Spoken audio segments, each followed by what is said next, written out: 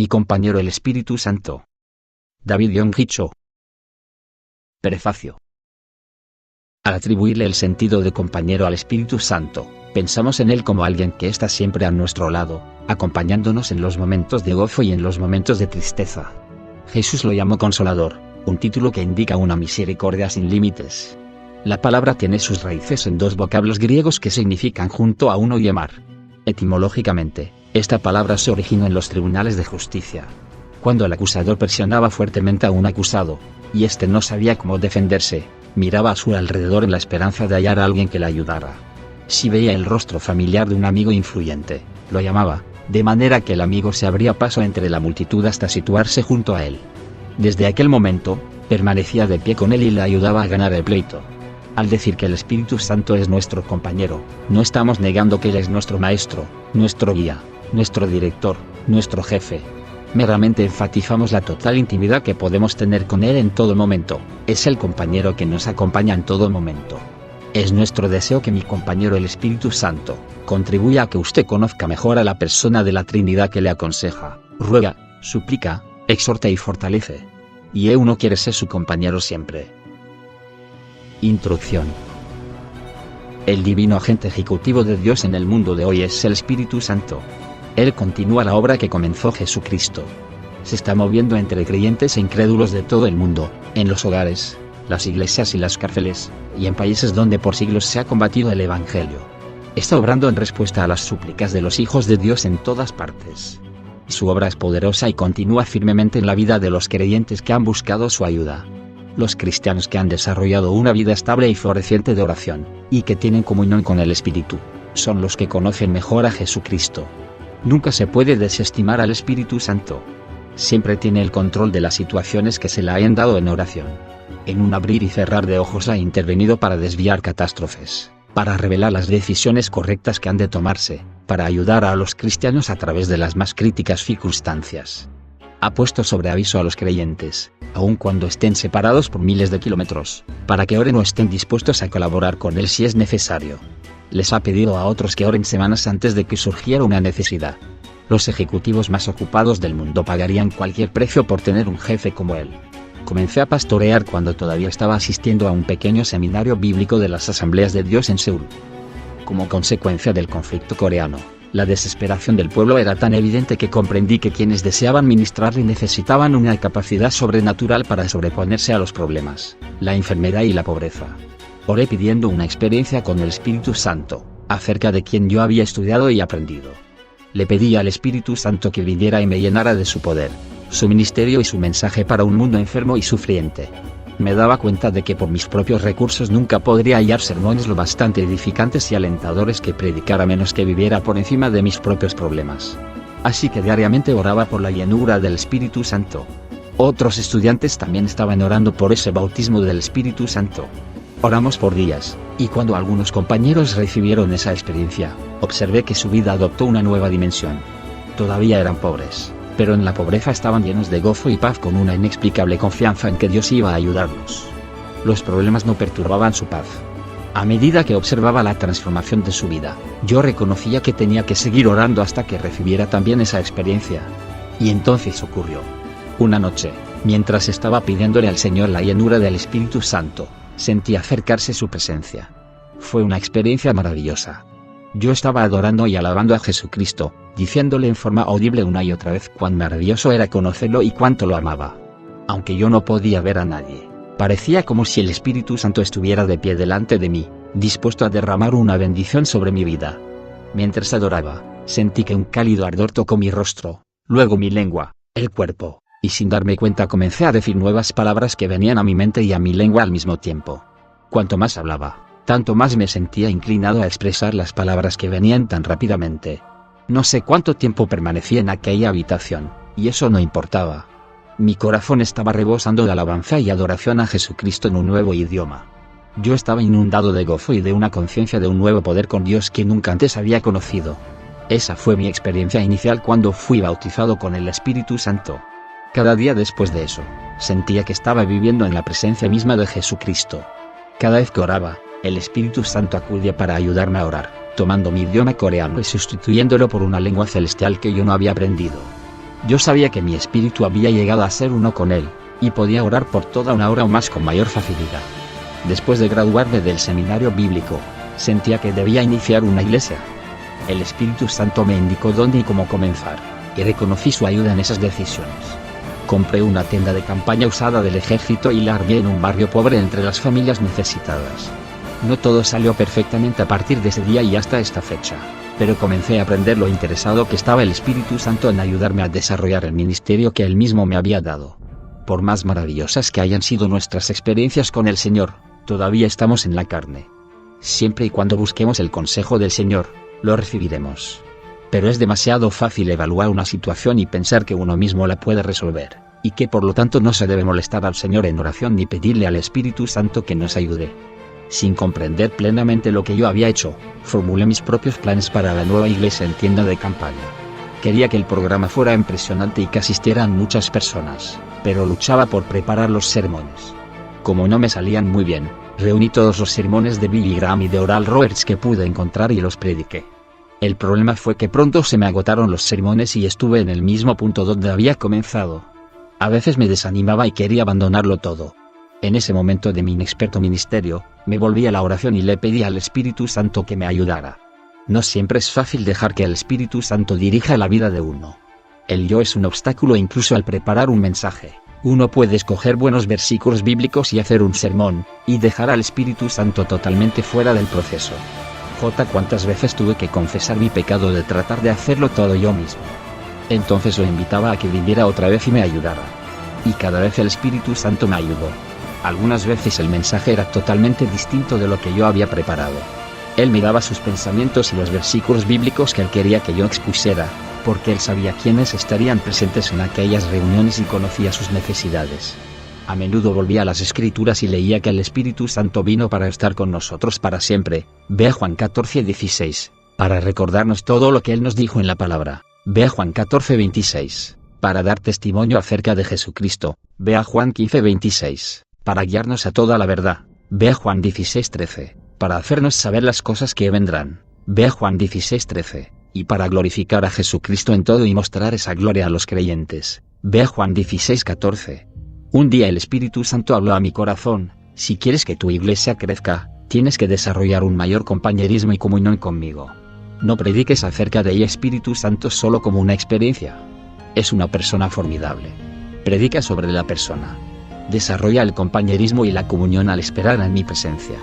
Yo quiero hablarte a ti también. Después que me casé, hubo una vez en que mi esposa se sintió muy desdichada. Yo había estado ocupado en reuniones evangelísticas durante la semana y volví a casa el sábado para descansar y prepararme para predicar en mi iglesia el domingo. Solía llevar a casa una maleta de ropa sucia y la volvía a llenar de ropa limpia para otra semana.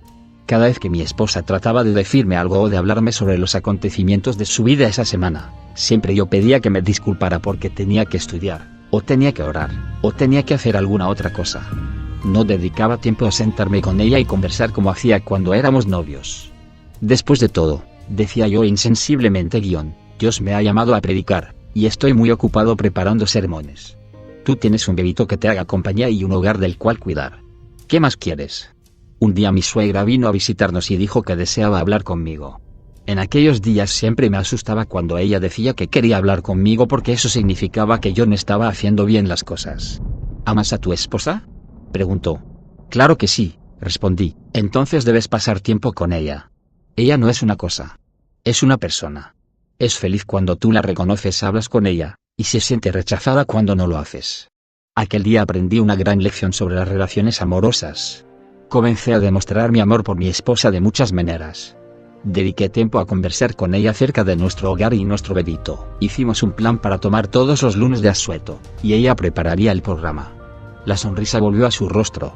A la hora de cenar, me presentó sus planes. Íbamos a ir al parque para nuestro primer lunes por la mañana y almorzaríamos fuera. Aquellos planes se desarrollaron tal como ella quería e hicimos las cosas que la hacían feliz. En un 2x3, hubo un cambio total en mi vida hogareña. Tuve otra vez a una esposa feliz y satisfecha, lo cual me hizo feliz cuando salí la semana siguiente para más reuniones evangelísticas. Esa experiencia me enseñó una tremenda lección. Transformó mi conocimiento del Espíritu Santo. Él también necesita compañerismo. De otro modo, se aflige. En lugar de orar e irme deprisa a la iglesia, tomé tiempo para sentarme en su presencia y dejar que Él me hablara. Como Él me dio el ministerio que tengo, y como Él deseó conducirme y guiarme en los modos de cumplir ese misterio, yo anhelaba los momentos de conversar con Él. Conversé con Él como un amigo habla con un amigo, como un esposo habla con su esposa, hablando y escuchando y recordando. A medida que pasaron las semanas, comprendía el ministerio del Espíritu Santo mejor que nunca. Es un amigo fiel que vino a hacer todo lo que la palabra afirma que haría. Le pedí que fuera mi jefe en todo lo que tenga que ver con mi vida y la obra de Dios. Desde entonces, cada mañana digo, buenos días, Espíritu Santo. Trabajemos juntos hoy, y yo seré tu instrumento. Cada noche antes de irme a dormir, digo otra vez, ha sido un día maravilloso trabajando contigo, Espíritu Santo. Cóbrenos a mi familia y a mí con tu divina protección mientras descansamos durante la noche. A la mañana siguiente otra vez lo saludo como a una persona y lo invito a ir conmigo durante el día y a tomar el mando en todos los asuntos que deben resolverse, y él lo hace. En el momento de preparar sermones, siempre él está presente. Cuando estoy aconsejando, él está dirigiendo mi consejo a cada persona. Cuando estoy tomando una decisión, cuáles invitaciones a predicar debo aceptar, él me guía. Él observa las necesidades y situaciones de cada región del mundo, y él sabe cuál región está preparada para las palabras que me ha indicado que predique. Cuando me dirijo al púlpito, digo, vamos, Espíritu Santo. Te toca a ti. Cuando termina la reunión, le digo, gracias, jefe. Hiciste una gran obra en el corazón de las personas esta noche. Sigue obrando. Anima a esos pastores por medio de los nuevos convertidos que te encontraron esta noche. Y cuando él toma las riendas del culto, su presencia cambia todas las cosas. ¿Ha estado usted alguna vez en la cumbre de una montaña y ha observado cuán pequeño parece todo allá abajo? Cuando usted haya recibido la plenitud del Espíritu Santo, casi de inmediato notará que los problemas de la vida y sus necesidades personales también parecen insignificantes, porque las está mirando desde una perspectiva diferente.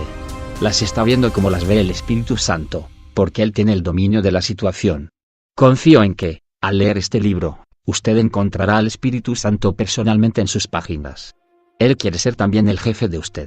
Cuando desarrolle esa íntima comunión con Él, Él cambiará todas las cosas en su negocio, en sus relaciones familiares, en su toma de decisiones, en todos los aspectos de su vida. Han pasado semanas y meses, y estoy terminando 30 años de ministerio. He visto muchos milagros de sanidad, intervenciones en las situaciones de la iglesia y respuestas extraordinarias a la oración. Dios ha levantado en nuestra iglesia a muchos líderes que han llegado a ser prominentes misioneros y pastores. Si yo fuera a evaluar lo que he aprendido desde mi conversión, diría que encontrar al Espíritu Santo y aprender a conocerlo de una manera íntima ha sido la mayor experiencia de mi vida. Mi jefe y yo aún tenemos una estrecha relación, y todavía tenemos comunión todos los días. Paul Yong-Hee, pastor principal Iglesia del Evangelio Completo de Yeouido, Seúl, Corea. 1. ¿Por qué la comunión con el Espíritu Santo? En 2 Corintios 13:14, Pablo escribe una bendición dirigida a los creyentes de Corinto: la gracia del Señor Jesucristo, el amor de Dios, y la comunión del Espíritu Santo sean con todos vosotros. Esta bendición despierta en mí unos profundos sentimientos. Sin embargo, me doy cuenta de que no sucede igual con todas las personas. Las bendiciones sin cuento que estas palabras pueden derramar sobre nosotros están desapareciendo actualmente de muchos corazones. Más adelante indicaré por qué digo esto, pero quisiera describir primero cuáles son esas bendiciones. La gracia de Cristo. El significado original de la palabra griega que traducimos gracia es lo máximo en belleza. Los griegos disfrutaban de la búsqueda de la belleza por medio de la filosofía, los deportes, la poesía, el drama, la escultura y la arquitectura. Además, por supuesto, su tierra, montañas, ríos y costas, los rodeaba con su belleza. Cuando la belleza de algo producía gozo en quien lo veía o escuchaba, los griegos decían que estaba lleno de gracia. Este significado terminó ampliándose para incluir no solo la belleza de las cosas, sino también las obras, acciones y pensamientos bellos, la elocuencia y hasta la humanidad. A todos se los podría considerar como llenos de gracia. La palabra gracia tenía un segundo significado como favor, buena voluntad nacida de un amor desbordante e incondicional, sin esperar recompensa ni pago. El tercer significado de la palabra gracia tenía que ver con una obra digna de elogio que manifestaba virtudes muy por encima de lo común. En su bendición, el apóstol Pablo debe haber sentido que brotaba en él un gozo superior a toda descripción, conocedor del perdón incondicional de los pecados y de las numerosas bendiciones de la salvación, llena de belleza o de gracia. el amor de Dios. ¿Cómo deberíamos aceptar la bendición, el amor de Dios sea con todos vosotros? ¿Acaso nos hemos llegado a endurecer tanto, que podemos oír hablar del amor de Dios sin conmovernos, o sin sentir contrición en nuestro corazón? Casi todos los cristianos de hoy pueden citar Juan 3:16, sin embargo, solo queda la letra, porque se ha olvidado la vida que hay en esas palabras. Hay varias formas de amor humano: el amor de los padres por los hijos que son su propia carne y sangre, el amor que busca y anhela al sexo opuesto y el amor fraterno que nos produce gozo cuando estamos con nuestros buenos amigos. Con todo, no hay comparación posible entre el amor humano y el de Dios. El de los padres se limita a los hijos. El que existe entre los sexos se centra en la pareja. Aún el amor entre amigos comienza a desaparecer si uno de los dos nunca recibe nada a cambio de su estimación e interés por el otro. En cambio, el amor divino es distinto. En griego, el amor de Dios es un tipo de amor que se sacrifica de una manera total por el que ama, debido a que comprende lo valioso que es. Por ejemplo, el hombre y la mujer traicionaron a Dios, cayendo en un profundo pecado que tuvo por consecuencia una vida abominable, la cual a su vez terminaba llevando a la destrucción eterna. A pesar de esta traición, Dios se sacrificó amorosamente en el Calvario para salvar a la humanidad. ¿Por qué? Porque cada una de las almas tiene un precio infinito para Él. Así es el amor divino. Aunque caída en el pecado, la humanidad posee la imagen de Dios, y podemos convertirnos en criaturas nobles si recibimos la gracia de la redención. Dios es amor, y su amor es verdadero. Él amó tanto a los pecadores de este mundo, que no escatimó ni siquiera a su propio Hijo, sino que lo convirtió en sacrificio por nuestros pecados. ¿No es acaso amor verdadero el que nos ha llamado incluso a nosotros, que estábamos caídos en el pecado? Es probable que Pablo se haya sentido conmovido hasta en las lágrimas al hablar del amor de Dios. Entonces, ¿por qué nos hemos enfriado tanto nosotros? ¿Cómo se puede restaurar nuestra fe de manera que nos podamos sentir profundamente conmovidos por la gracia de Jesucristo y el amor de Dios? ¿Dónde está la senda que nos conduce a esa restauración? Ciertamente, existe un camino hacia una restauración plena. Hay una respuesta al clamor de nuestro espíritu, y se halla en la comunión del Espíritu Santo. Él es quien derrama toda la gracia y todo el amor en nuestro espíritu por medio de su comunión con nosotros. La comunión del Espíritu Santo. La palabra comunión conlleva las ideas de comunicarse con alguien, viajar juntos, transportarse juntos. El espléndido desarrollo que han tenido los transportes ha hecho del mundo moderno una gran ciudad mundial. Por medio de estos transportes rápidos y cómodos, los humanos de todo el mundo comparten cuanto se necesita para satisfacer sus necesidades culturales, políticas, económicas, militares y científicas. No es exagerado decir que se puede medir una civilización por el grado de desarrollo de sus sistemas de transporte. Supongamos que este sistema planetario de transporte se detuviera súbitamente. El mundo entero se convertiría en un infierno viviente. Casi todos los tipos de trabajo terminarían por paralizarse. Las ciudades sufrirían hambre y frío, al detenerse el abastecimiento de víveres y combustible. Las zonas rurales y las industrias se verían inundadas por productos agrícolas e industriales echados a perder, por hallarse obstruidos los canales de venta. El transporte no es una comodidad de la que podamos prescindir. Es necesario para el bienestar humano. De igual manera, la comunión con el Espíritu Santo, el viajar a diario y mantener una amistad constante con Él, es esencial para nuestro bienestar espiritual. Nuestra fe crece en proporción directa al crecimiento de nuestra comunión con el Espíritu Santo. A través de esta comunión recibimos bendiciones espirituales, y le contamos nuestros más caros anhelos. Aunque la gracia de Jesucristo y el amor de Dios abundan sin medida en los cielos, no nos servirán de nada si no llegan hasta nosotros. Igualmente, aunque tengamos el corazón repleto de anhelos, si el Espíritu Santo no nos ayuda a tener comunión con Dios en la oración, no podemos orar correctamente. La Biblia confirma esta realidad claramente, y el Señor encamine vuestros corazones al amor de Dios, y a la paciencia de Cristo. 2 Tesalonicenses 3:2.5. Este versículo se refiere a la obra del Espíritu Santo, puesto que es Él quien nos dirige al amor de Dios, y a esperar pacientemente a Cristo. Por abundantes que sean la gracia de Jesucristo y el amor de Dios, si el Espíritu Santo no dirige nuestro corazón a esa gracia y ese amor, nuestra fe se convierte en una simple fe de palabras muertas. Si el Espíritu Santo no nos ayuda a tener comunión con Dios, nuestra oración será semejante a la de los fariseos, carente de vida por completo. La Biblia enseña con toda claridad que el Espíritu nos ayuda en nuestra oración, y de igual manera el Espíritu nos ayuda en nuestra debilidad, pues ¿qué hemos de pedir como conviene? No lo sabemos, pero el Espíritu mismo intercede por nosotros con gemidos indecibles. Romanos 8:26. En Judas 20 se señala también el lugar que tiene el Espíritu en nuestra vida de oración, pero vosotros, amados, edificándoos sobre vuestra santísima fe, orando en el Espíritu Santo. La palabra comunión, tal como la usa Pablo en su bendición a los Corintios, la comunión del Espíritu Santo, con todos vosotros tiene un sentido muy profundo. El vocablo griego correspondiente tiene dos significados importantes. Compañerismo. El primer significado se relaciona con una relación basada en una amistad íntima y profunda. Sin compañerismo con el Espíritu Santo no es posible tener vida espiritual, ni fe poderosa y triunfante. En la iglesia primitiva abundaban la oración fervorosa, una pasión desbordante, una rica vitalidad y una gratitud que brotaban como poderoso manantial a consecuencia de su profunda relación de compañerismo con el Espíritu Santo. ¿Por qué nos estamos conformando los cristianos con las simples formalidades externas de la religión, las áridas ceremonias de culto, y la consideración de las iglesias como simples lugares de comunicación social? Este vacío ha hecho que los jóvenes sientan repugnancia por el cristianismo y sus formas piadosas. Se sienten desilusionados porque la iglesia ha perdido su vida espiritual. Yuna Mackey, quien fuera decano de la Facultad de Teología en la Universidad de Princeton y el Seminario Teológico de la Alianza Presbiteriana, dijo en una reunión de presbiterianos: es mejor acercarse a la religión desde los sentimientos naturales, que llegarse a ella con formas estéticas y ordenadas carentes de poder dinámico. Uno de los problemas más importantes que tiene la iglesia de hoy es que le parece correcto que expresemos nuestros sentimientos en todos los campos, menos en la religión. Lo que necesita la iglesia del presente es poder proporcionar algo que inflame todas las pasiones positivas del ser humano. Desde el mismo momento en que una iglesia se halla completamente llena de programas y despersonalizada, se convierte en un memorial fúnebre de Dios, en lugar de ser la institución viva de su poder.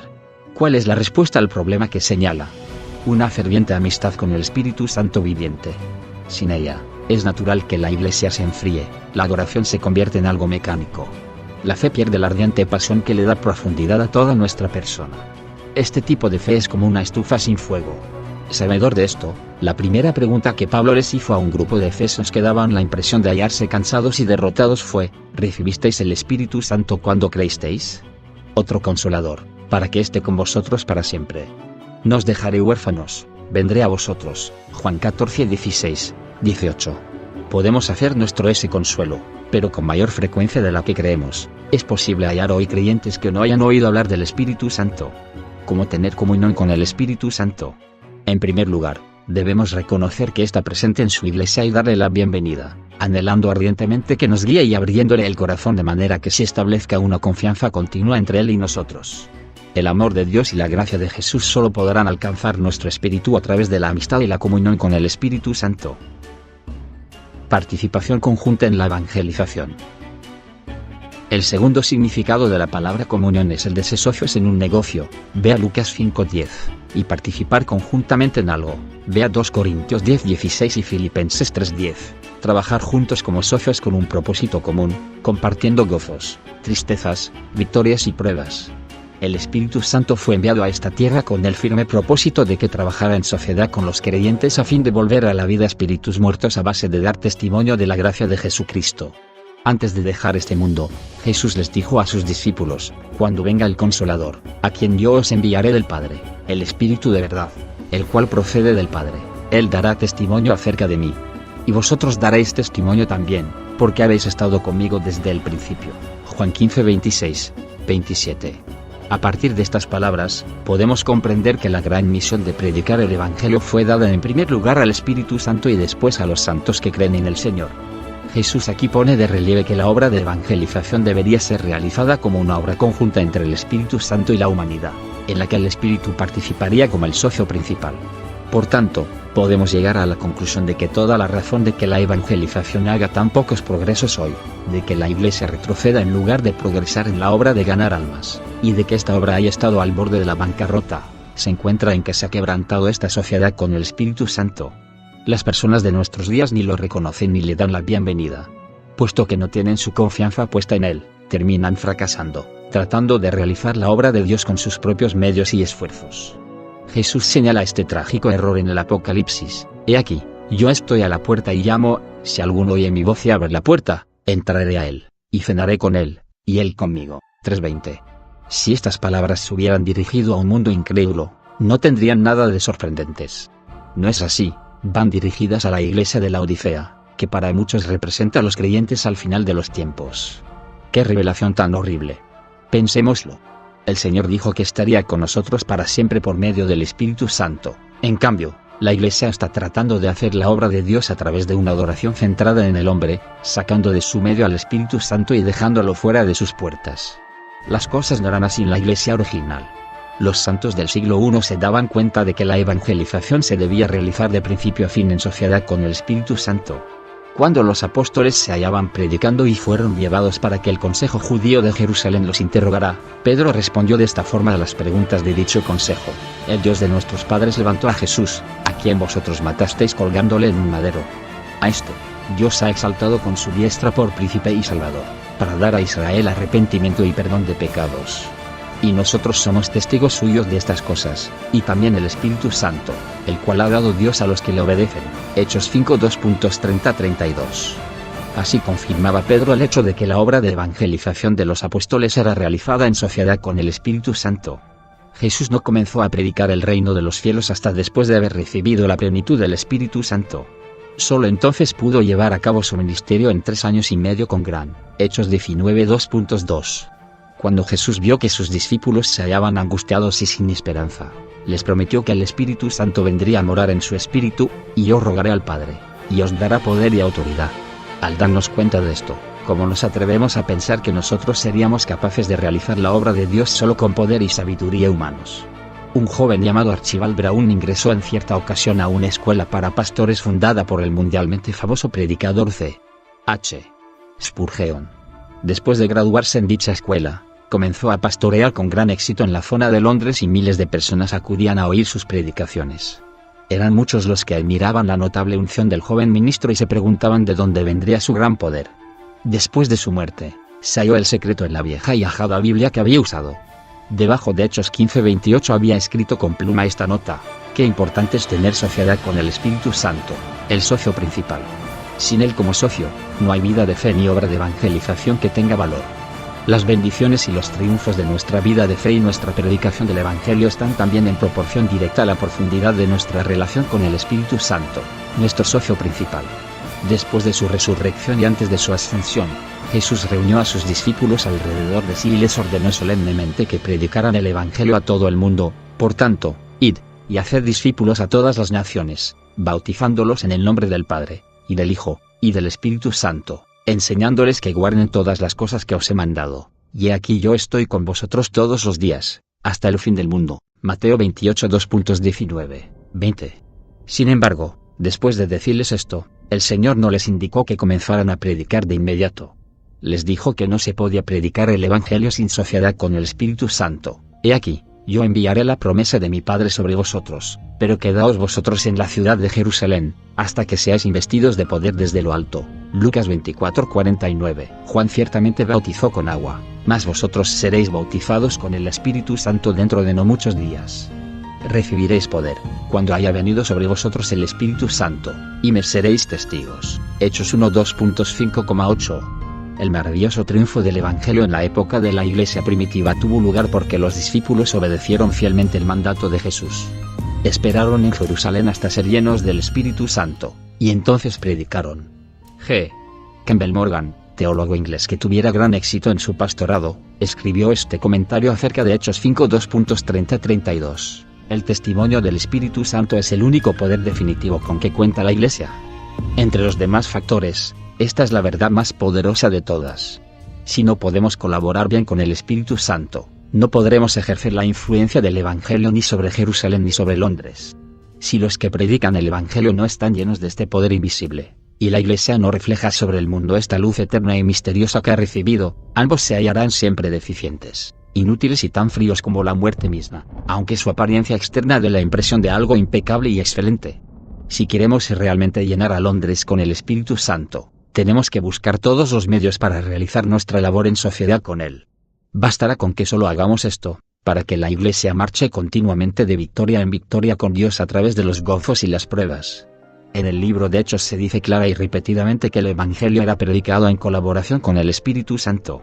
En Hechos 8 encontramos al diácono Felipe, quien descendió a Samaria para conducir unas reuniones de avivamiento en las que una gran muchedumbre de personas se arrepentían y recibían la salvación. Eran incontables los sanados. Se producían grandes milagros y prodigios, y abundaba el gozo. En medio de este gran avivamiento, se le apareció de pronto un ángel a Felipe para decirle que se fuera hacia Gaza, en el sur. Y qué diferentes son la voluntad de Dios y la del hombre. Parecería que el diablo había tentado a Felipe, dándole una revelación falsa. ¿Por qué iba a dejar aquellas reuniones tan triunfales para acudir a un lugar desierto y desolado? Porque cuanto Felipe hacía, lo realizaba en sociedad con el Espíritu Santo. Estaba seguro de que aquella orden procedía de él. Obediente, dejó las reuniones de Samaria y se fue por fe al desierto, sin saber a dónde iba, pero el Espíritu Santo había planificado la liberación de todo el continente africano a través de la liberación de un alma etíope con la que se encontraría Felipe. Así describe la Biblia esta escena. Entonces él, Felipe, se levantó y fue.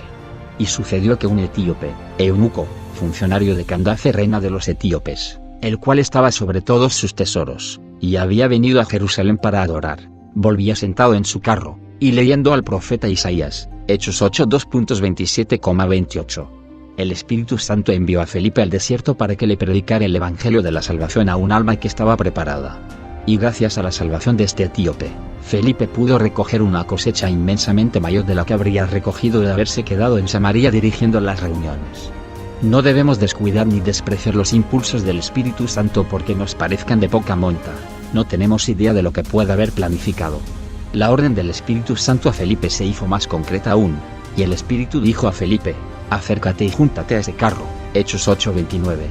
Dirigido por el invisible Espíritu de Dios, Felipe se aproximó al carro en el momento y lugar oportunos, cuando el eunuco etíope leía Isaías 53, la profecía sobre el sufrimiento expiatorio de Cristo a favor nuestro. Es maravillosa la forma en que lo vio, y el momento no pudo ser más adecuado. Después de escuchar la predicación de Felipe, el etíope recibió a Jesús como Salvador suyo. Cuando llegaron a un lugar donde había agua, Felipe lo bautizó. Lo que tuvo lugar a continuación manifiesta lo poderosa que puede ser la asociación con el Espíritu Santo en la labor de predicar el Evangelio. Cuando subieron del agua, el Espíritu del Señor arrebató a Felipe, y el eunuco no le vio más, y siguió gozoso su camino. Hechos 8:39. El Espíritu del Señor arrebató a Felipe. Eso sí que es trabajar en sociedad. Habrá quienes justifiquen su falta de poder con la excusa de que el Espíritu Santo no obra de esta forma hoy. Sin embargo, Jesús dijo acerca de esto: el Padre os dará otro Consolador, para que esté con vosotros para siempre. Juan 14:16, cursivas del autor. El Espíritu Santo es el mismo para siempre, y está con nosotros en estos momentos. Si no puede obrar, se debe a que hay hoy creyentes que lo traicionan y lo niegan, no confían en él ni le prestan atención. El descuido con respecto al Espíritu Santo es lo que hace que el Evangelio, que es poderoso, se convierta en una noticia tan vieja como las antigüedades de un museo. En Hechos 10 encontramos otra escena en que hay labor conjunta. Pedro, en colaboración con el Espíritu, es enviado a predicarles a un centurión gentil llamado Cornelio y a toda su casa. Pedro subió a la azotea para orar, cerca de la hora sexta. Y tuvo gran hambre, y quiso comer, pero mientras le preparaban algo, le sobrevino un éxtasis, y vio el cielo abierto, y que descendía algo semejante a un gran lienzo, que atado de las 4 puntas era bajado a la tierra, en el cual había de todos los cuadrúpedos terrestres y reptiles aves del cielo. Y le vino una voz: levántate, Pedro, mata y come. Entonces Pedro dijo: Señor, no, porque ninguna cosa común o inmunda he comido jamás. Volvió la voz a él la segunda vez: lo que Dios limpió, no lo llames tú común. Esto se hizo 3 veces, y aquel lienzo volvió a ser recogido en el cielo. Y mientras Pedro estaba perplejo dentro de sí sobre lo que significaría la visión que había visto, he aquí los hombres que habían sido enviados por Cornelio, los cuales, preguntando por la casa de Simón, llegaron a la puerta. Y llamando, preguntaron si moraba allí un Simón que tenía por sobrenombre Pedro. Y mientras Pedro pensaba en la visión, le dijo el Espíritu: he aquí, 3 hombres te buscan. Levántate, pues, y desciende y no dudes de ir con ellos, porque yo los he enviado. Hechos 10 2.9b20. Vemos aquí de nuevo que el Espíritu Santo obra con el fin de liberar a las almas. Cornelio, centurión del ejército romano destacado en Cesarea, era un hombre devoto, pero aún no había recibido la salvación. El Espíritu Santo de Dios, a través del mensaje de un ángel, le indicó que mandara a buscar a Pedro, quien sería el vaso utilizado para predicarle el Evangelio. Véanse los W. 1:8. Pedro, Criado como judío devoto, tenía horror a estar en compañía de gentiles, incluso a conversar con ellos, porque eran inmundos según la ley judía. Con el fin de ampliar la esfera de su ministerio, el Espíritu Santo hizo que tuviera por 3 veces una extraña visión, y después le ordenó que no dudara, sino que se fuera a la casa de aquel gentil llamado Cornelio. ¡Qué misterio tan maravilloso el del Espíritu Santo! Los había preparado a ambos, al mensajero y al que recibiría el mensaje. Va más allá de toda comprensión lo urgentemente que se necesita hoy este ministerio del Espíritu Santo, enviar un vaso preparado a un espíritu que también lo esté. Dios es el único que sabe cuál es el momento perfecto. Mientras predicaba el Evangelio en la casa de Cornelio, Pedro dijo, y nos mandó que predicásemos al pueblo, y testificásemos que Él es el que Dios ha puesto por juez de vivos y muertos. De este dan testimonio todos los profetas, que todos los que en Él creyeren, recibirán perdón de pecados por su nombre. 42, 43. Sigue diciendo el relato. Mientras aún hablaba Pedro estas palabras, el Espíritu Santo cayó sobre todos los que oían el discurso. Y los fieles de la circuncisión que habían venido con Pedro se quedaron atónitos de que también sobre los gentiles se derramase el don del Espíritu Santo. 44, 45. Una obra tan maravillosa como esta solo pudo realizarse en consorcio con el Espíritu Santo. Más adelante, Lucas describe en otro lugar del libro una escena en la que una congregación entera colaboró con el Espíritu Santo. Había entonces en la iglesia que estaba en Antioquía, profetas y maestros. Ministrando estos al Señor, y ayunando, dijo el Espíritu Santo, apartadme a Bernabé y a Saulo para la obra que los he llamado. Entonces, habiendo ayunado y orado, les impusieron las manos y los despidieron. Hechos 13 2, 3, cursivas del autor. En este relato podemos aprender varias lecciones importantes en cuanto a la relación entre la obra evangelística y el Espíritu Santo. En la predicación del Evangelio, el Espíritu Santo es omnipotente, soberano. Al decir los he llamado, el Espíritu Santo demuestra que es Él quien ocupa la posición de preeminencia en la Iglesia, lo cual significa que la obra del Evangelio es la que Él exige. Aquí está haciendo notar que el embajador extraordinario y plenipotenciario no es una denominación, ni persona humana alguna, sino Él mismo. Este pasaje enseña claramente también que los que trabajaban por el Evangelio solo podían realizar su misión si se asociaban al Espíritu Santo, sin esperar con ansia sus órdenes, como esta iglesia de Antioquía, que le ministraba al Señor y oraba en el Espíritu. ¿Cómo es posible escuchar la queda voz del Espíritu Santo? Es triste pero cierto que la iglesia de hoy está repleta de planes y programas basados en los intereses humanos. Se planifica y se presenta la adoración para lograr una complacencia carnal a través de una asociación de tipo humano. Hay poco interés en escuchar al Espíritu Santo. La consecuencia es que la Iglesia, que se debería estar ocupando de la obra del reino de los cielos, se ha convertido en un desastre. Está al borde de la bancarrota y se ha convertido en objeto de ridiculización y reproche. No hay ciudad, poblado o comunidad donde las iglesias no tengan edificios. Con todo, el espíritu de los adoradores se ha vuelto vacío y nulo. Hemos desechado el mandato del Señor, quien nos dijo que deberíamos convertirnos en la luz del mundo. Hemos cerrado los oídos al llamado del Espíritu Santo. La Iglesia, como un rebaño de ovejas extraviadas, anda vagando de un lado para otro y cae presa del diablo, quien ronda alrededor de ella, buscando a quien devorar. Florecen las herejías y las falsas enseñanzas. En un remolino como este, ¿cuándo y cómo se podrían restaurar en medio de nosotros aquellas reuniones de oración de Antioquía? Allí, ¿no ministraban todos ellos unánimes al Señor, al mismo tiempo que esperaban órdenes divinas? ¿No ayunaban y oraban, ansiosos por hacer la obra a la que les había llamado el Espíritu Santo, el jefe de su empresa? Para evangelizar la era futura, debemos volver nuevamente al seno del Espíritu Santo, quien nos da poder, sabiduría y orientación sobrenaturales. Debemos arrepentirnos y abrir los oídos a su llamado.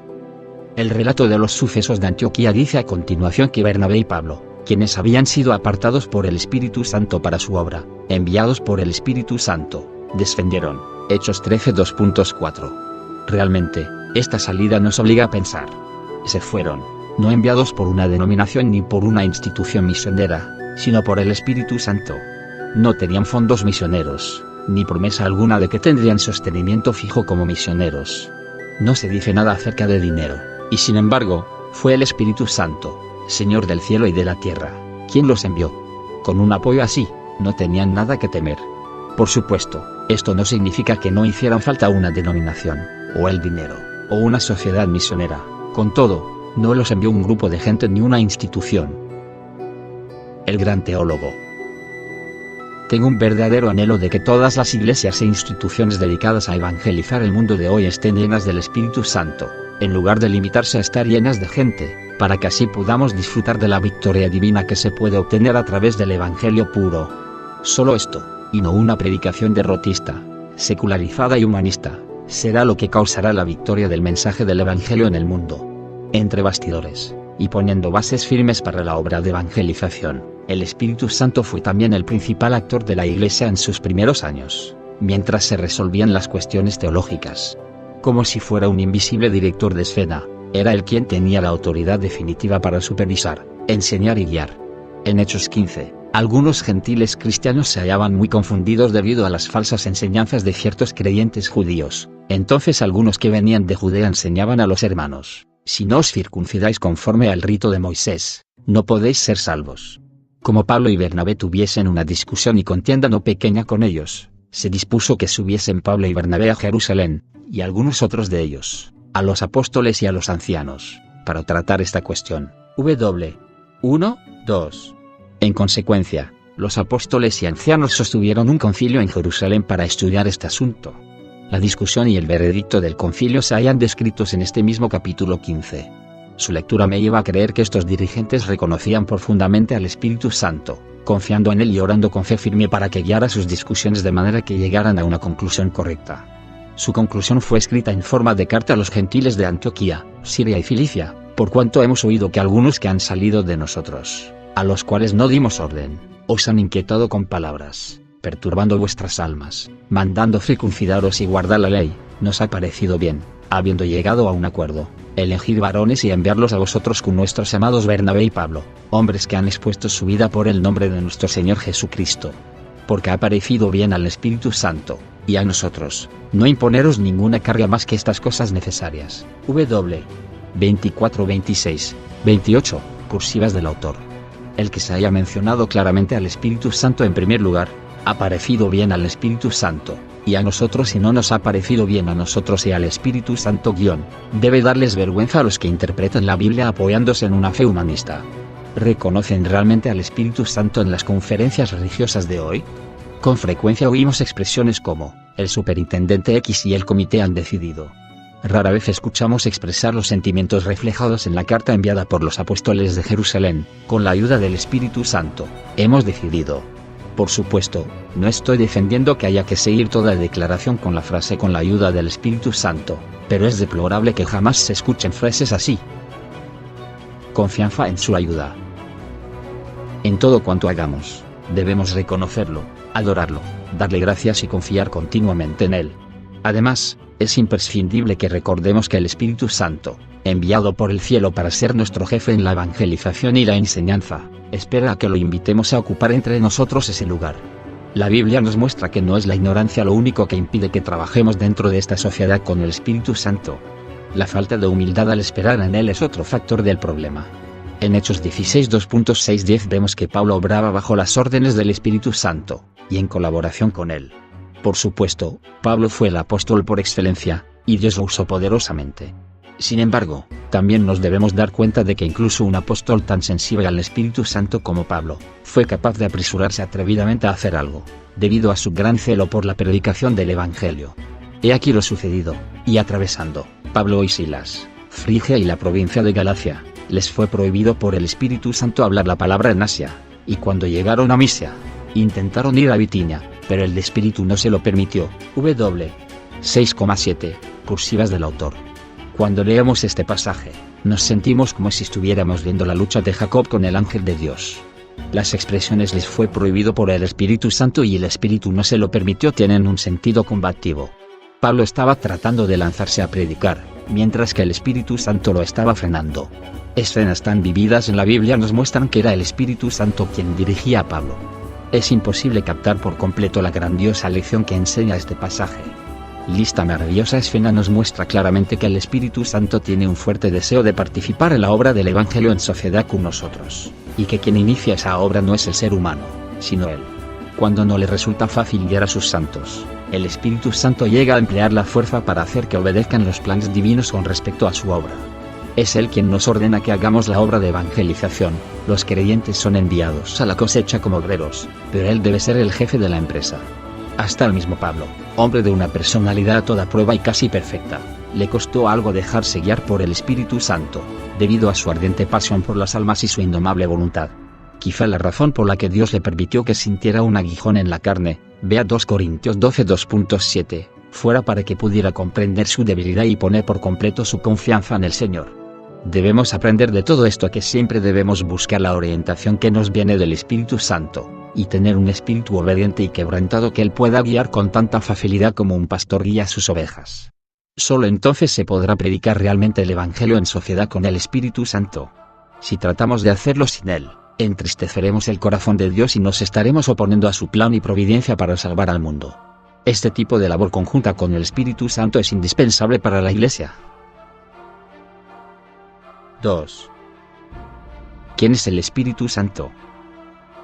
Consideremos, ¿quién es, exactamente, este maravilloso Espíritu Santo de la gracia?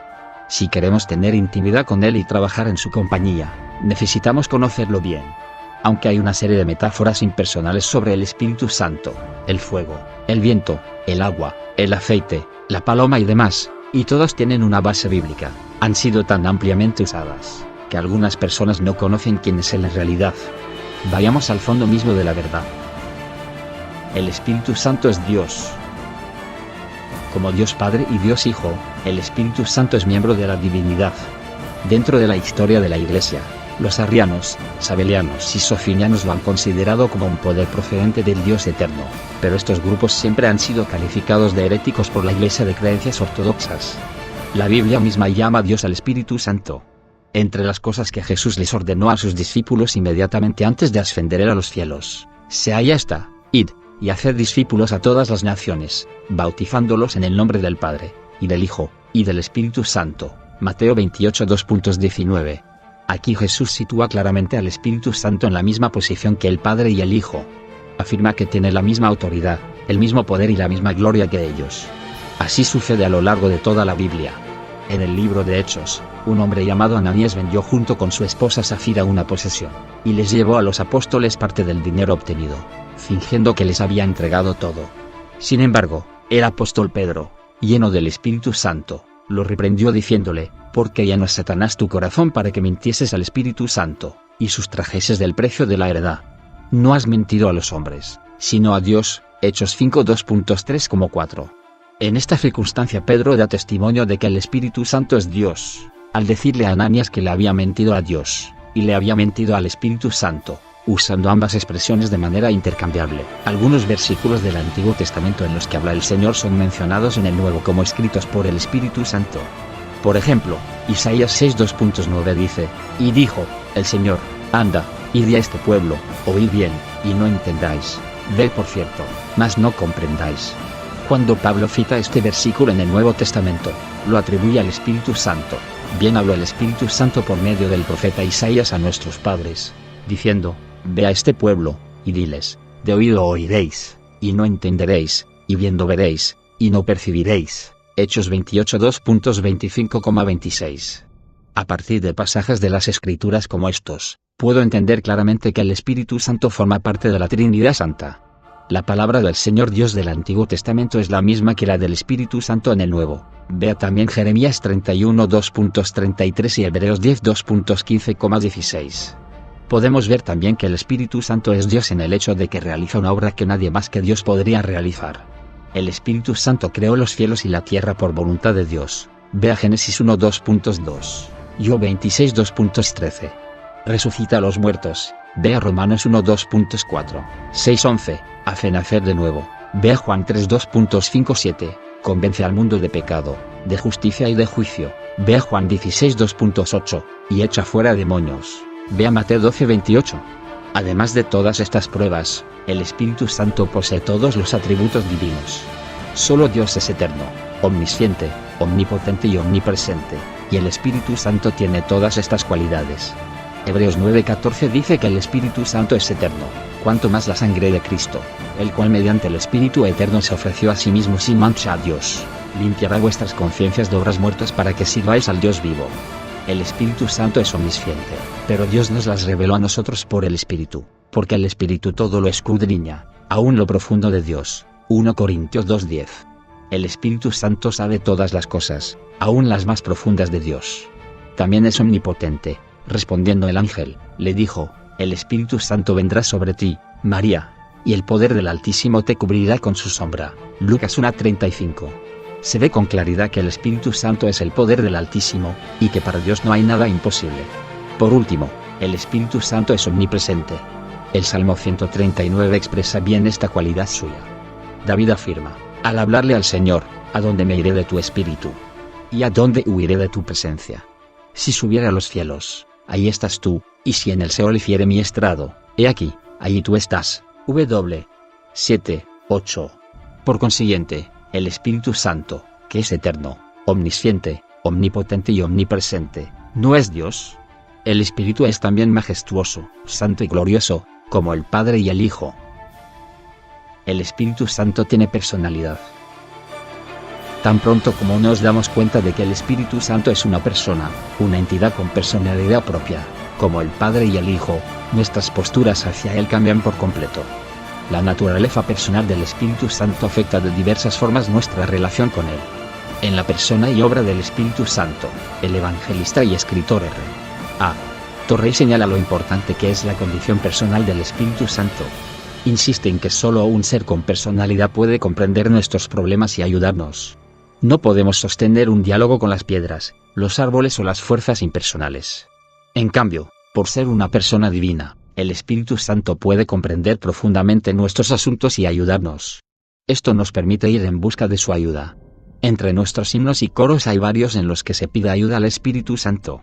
El primer verso de uno de estos himnos de petición dice: Espíritu del Trino Dios, ven sobre mí. Qué oración tan ferviente la de esta súplica cantada al Espíritu Santo. No es este el único himno dirigido a Él, son numerosos. Si el Espíritu Santo no fuera una persona, ¿de qué forma podría conocer nuestras circunstancias para ayudarnos? Nuestros himnos de súplica al Espíritu serían absurdos. Evidencias bíblicas. Se preguntará cómo sabemos que el Espíritu Santo es una persona. Esto es algo que se ve con claridad a lo largo de toda la Biblia. Con frecuencia, no se distingue entre ser persona y poseer un cuerpo. Cuando decimos que una entidad es una persona, hay quienes entienden falsamente que estamos diciendo que dicha entidad debe poseer una forma carnal. Sin embargo, Jesús mismo no tuvo una forma carnal como la nuestra después de su resurrección. El apóstol Pablo lo dijo: aun si a Cristo conocimos según la carne, ya no lo conocemos así. 2 Corintios 5:16. ¿Quiere esto decir que Jesús perdió su condición de persona? Por supuesto que no. No conozco creyente alguno que estaría en desacuerdo con la afirmación de que el Padre es una persona viviente. Sin embargo, nadie lo ha visto jamás, porque Él es espíritu. Ve a Juan 4:24. Una entidad es personal, tenga corporeidad o no, si tiene los atributos de una persona. Puesto que el Espíritu Santo tiene todos los atributos de las personas, aunque no sea visible, es persona. Veamos las pruebas bíblicas acerca de esto.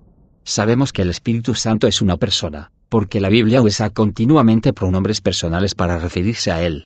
El Espíritu de verdad, el cual procede del Padre, Él dará testimonio acerca de MC, Juan 15:26. Si no me fuera, el Consolador no vendría a vosotros, mas si me fuere, os lo enviaré. Y cuando Él venga, convencerá al mundo de pecado, de justicia y de juicio. Juan 16 2.7,8. Cuando venga el Espíritu de verdad, Él os guiará a toda la verdad. Juan 16:13. Se atribuyen al Espíritu Santo muchos actos que solo una persona puede realizar. Y aquí una breve lista de estas acciones personales. 1. El Espíritu Santo habla. El que tiene oído, oiga lo que el Espíritu dice a las iglesias. Apocalipsis 2.2.7. 2. El Espíritu Santo nos ayuda en nuestra debilidad, y de igual manera el Espíritu nos ayuda en nuestra debilidad. Romanos 8:26. 3. El Espíritu Santo ora por nosotros. El Espíritu mismo intercede por nosotros. Romanos 8:26. 4. El Espíritu Santo nos enseña, mas el Consolador, el Espíritu Santo, a quien el Padre enviará en mi nombre, Él os enseñará todas las cosas, y os recordará todo lo que yo os he dicho. Juan 14:26. 5. El Espíritu Santo testifica sobre el Señor, pero cuando venga el Consolador, Él dará testimonio acerca de mí. Juan 15:26. 6. El Espíritu Santo nos guía, pero cuando venga el Espíritu de verdad, Él os guiará a toda la verdad. Juan 16:13. 7. El Espíritu Santo les da órdenes a las personas que sirven a Jesucristo. Les fue prohibido por el Espíritu Santo hablar la palabra en Asia, y cuando llegaron a Misia, intentaron ir a Bitinia, pero el Espíritu no se lo permitió. Hechos 16:2.6,7. 8. El Espíritu Santo llama a las personas a la obra de Dios y las coloca en sus distintas posiciones dentro de ella. Dijo al Espíritu Santo: apartadme a Bernabé y a Saulo para la obra que los he llamado. Hechos 13:2.2. 9. El Espíritu Santo fortalece a los creyentes. Entonces las iglesias tenían paz y eran edificadas, andando en el temor del Señor, y se acrecentaban fortalecidas por el Espíritu Santo. Hechos 9:31. En realidad, hay capítulos enteros de la Biblia que han sido escritos para narrar las actividades del Espíritu Santo. Esta lista solo nos ofrece algunos aspectos sobresalientes. Al Espíritu Santo se le atribuyen diversas características de las personas. Para ser persona, un ente debe tener ciertos atributos: conocer cosas y hechos, tener sentimientos como gozo, ira, placer y tristeza, y tener voluntad para decidir cuáles serán sus actitudes hacia esos sentimientos. ¿Tiene el Espíritu Santo todos estos atributos? Primeramente, se le atribuye conocimiento, como lo demuestran los siguientes pasajes, pero Dios nos las reveló a nosotros por el Espíritu, porque el Espíritu todo lo escudriña aún lo profundo de Dios. 1 Corintios 2:10. Mas el que escudriña los corazones sabe cuál es la intención del Espíritu. Romanos 8:27. Pensemos en esto. El Espíritu Santo tiene el intelecto necesario para buscar las cosas profundas de Dios, además de escudriñar y comprender el corazón humano. Permítame relatarle una experiencia propia con respecto al conocimiento del Espíritu Santo. En un caluroso día de verano, les estaba predicando a unas 1300 personas que asistían a un culto nocturno en mi iglesia. A mediados del sermón, sentí en mi espíritu la impresión de un irresistible impulso que venía del Espíritu Santo.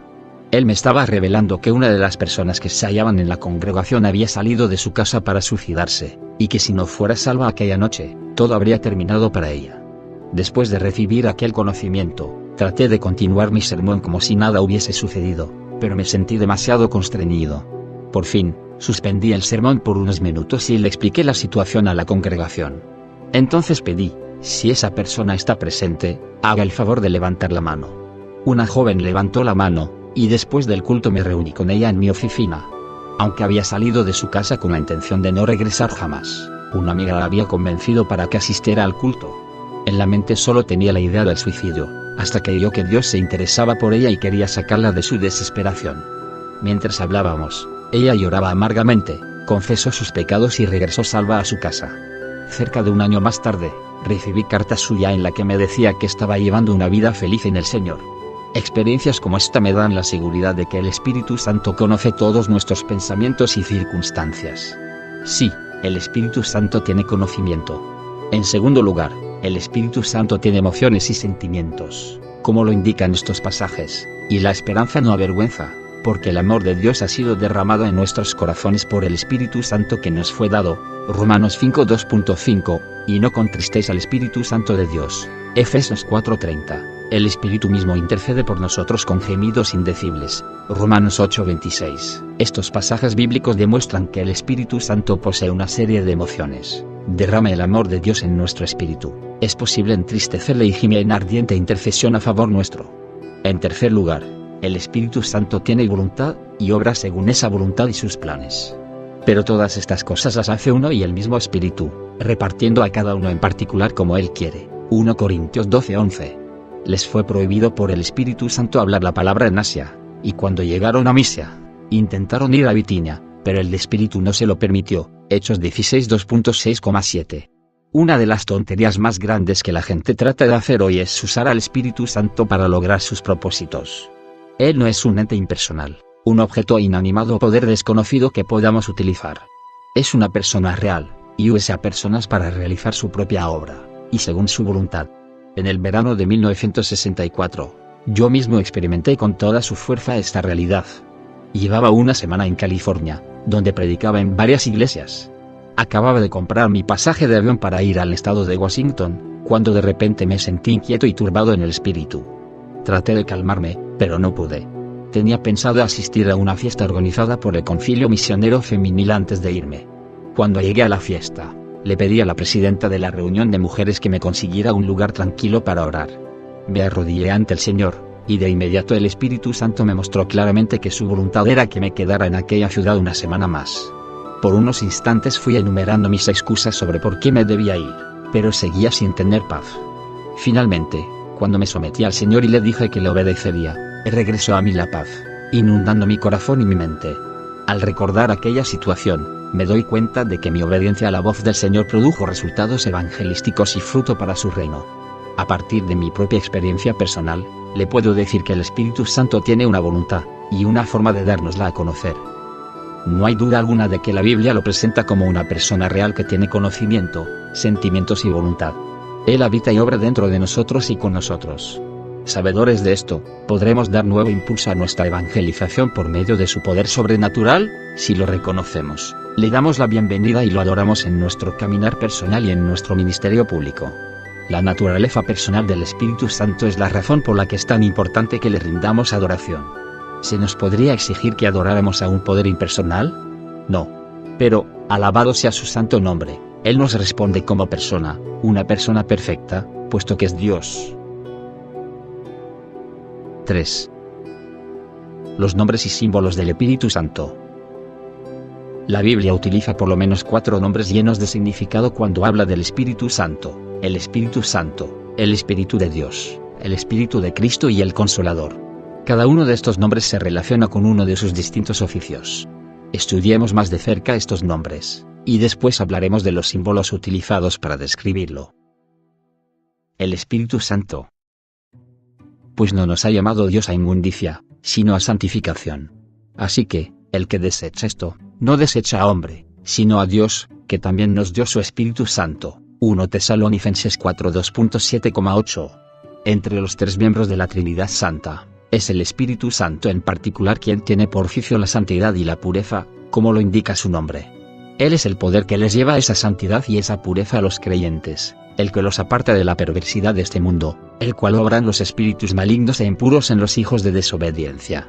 Es por medio del Espíritu de Santidad como podemos distinguir los espíritus que pertenecen a Dios de los que pertenecen a Satanás. El Espíritu de Dios. Y no contristéis al Espíritu Santo de Dios, con el cual fuisteis sellados para el día de la redención. Efesios 4:30. En muchos pasajes de la Biblia se le llama Espíritu de Dios. Vea Génesis 1:2.2, 1 Corintios 2:11, al Espíritu Santo. Es adecuado que se le llame el Espíritu de Dios, puesto que el Espíritu es enviado por Dios. Vea Juan 15:26. La Biblia también llama al Espíritu Santo el Espíritu de Dios porque Dios obra a través de él, al llamar a los pecadores a Jesús, el Salvador. Vea Juan 6:44, revela la verdad. Vea Mateo 11:25, y dirigir a los creyentes. Vea Romanos 8:14. El Espíritu de Cristo. Y si alguno no tiene el Espíritu de Cristo, no es de él. Romanos 8:2.9. Se le llama el Espíritu de Cristo porque Jesús lo derramó sobre los creyentes después de haberlo recibido del Padre. Vea Hechos 2:33. Una y otra vez, Jesús dijo que el Espíritu Santo vendría en lugar suyo a continuar su obra. Afirmó que al venir el Espíritu Santo a vivir en los corazones de los creyentes, sería él mismo quien vendría. Vea Juan 14:2.16-20. También dijo que el Espíritu daría testimonio de su crucifixión y resurrección redentoras. Vea Juan 15:26. Hay quienes enseñan que el Espíritu Santo es diferente del Espíritu de Cristo, que se recibe al Espíritu de Cristo al nacer de nuevo, y al Espíritu Santo al ser bautizado en él. Si esto fuera cierto, ¿no deberíamos orar también para recibir al Espíritu del Padre? Esta enseñanza no se basa en un conocimiento verdadero de la Trinidad Santa, sino en teologías falsas. El Espíritu de Cristo es el mismo Espíritu Santo. El Consolador. Pero cuando venga el Consolador, a quien yo os enviaré del Padre, el Espíritu de verdad, el cual procede del Padre, él dará testimonio acerca de mí. Juan 15:26. Jesús llamó Consolador al Espíritu Santo, título que indica una misericordia sin límites. Paráclito, o Consolador, es una palabra que tiene sus raíces en 2 vocablos griegos que significan junto a uno y amar.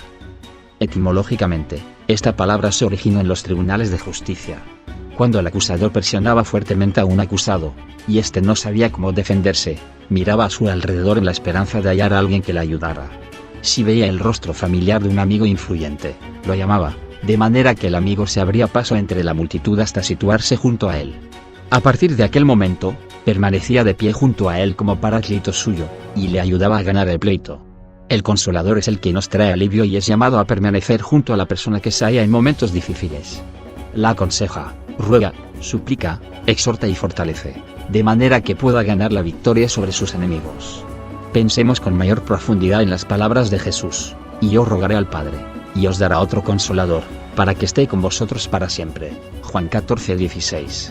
Es evidente que Jesús se consideraba a sí mismo como el primer Consolador, puesto que describe al Espíritu Santo, quien ocuparía su lugar y obraría en su nombre, como el otro Consolador.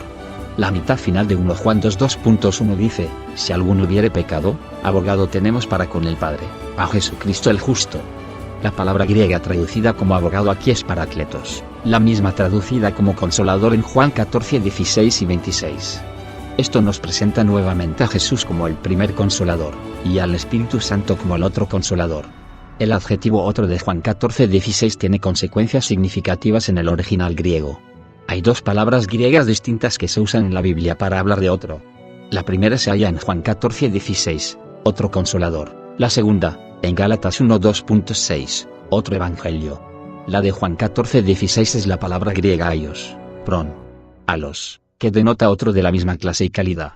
En cambio, la palabra de Gálatas 1:2.6 es el vocablo griego heteros, que indica otro diferente en cuanto a clase y calidad. Es sorprendente que Jesús, al mencionar al otro Consolador, usara las palabras aios parácletos. ¿Por qué? Porque, aunque el Espíritu Santo y Jesús sean personas distintas, son consoladores de la misma clase, de la misma naturaleza divina, y con los mismos propósitos. El Espíritu Santo glorifica el nombre de Jesús, en lugar de glorificarse a sí mismo, y obra en lugar de Jesús. Por tanto, la morada del Espíritu Santo, nuestro Consolador, es análoga a la misma presencia de Jesús. Cuando éste habló acerca de la venida del Espíritu Santo, dijo que sería como si fuera él mismo quien viniera: no os dejaré huérfanos, vendré a vosotros. Juan 14:18. La morada del Espíritu Santo es la morada de Jesús. Esta maravillosa bendición es una experiencia sobrenatural y milagrosa más allá de toda descripción posible. La Biblia está repleta de símbolos que se refieren al Espíritu Santo. Ahora que hemos visto quiénes y cuáles son sus nombres, podemos estudiar también las propiedades de las metáforas usadas para describirlo. El agua. Jesús se puso en pie y alzó la voz, diciendo: si alguno tiene sed, venga a mí y beba. El que cree en mí, como dice la Escritura, de su interior correrán ríos de agua viva. Juan 7:2.37,88. En muchos lugares de la Biblia se usa el agua como símbolo del Espíritu Santo. ¿Por qué es correcta esta metáfora? Si observamos la relación entre el agua y la vida humana, podremos entender un buen número de cosas acerca del Espíritu Santo. En primer lugar, el agua es indispensable para la conservación de la vida. El ser humano tiene un 60% de agua en su composición física. Si una persona se deshidrata por exceso de vómitos o diarrea, se pone en peligro de perder la vida física. De igual manera, el Espíritu Santo es indispensable para nuestra vida espiritual. Nacemos de nuevo del Espíritu Santo, vea Juan 3:2.5, y beber continuamente de él, vea 1 Corintios 12:13, es lo que nos permite conservar nuestra vida espiritual. Gracias al Espíritu Santo, nos llenamos de energía y podemos disfrutar de esa vida satisfecha en la que nunca tendremos sed. Vea Juan 4:2.13,14. El agua es indispensable también para la limpieza del cuerpo. Si no tuviéramos acceso al agua por largo tiempo, ¿no terminarían la suciedad y la corrupción por enfermarnos, incluso de muerte? Cada día lavamos nuestro cuerpo, nuestras ropas, hasta el mostrador de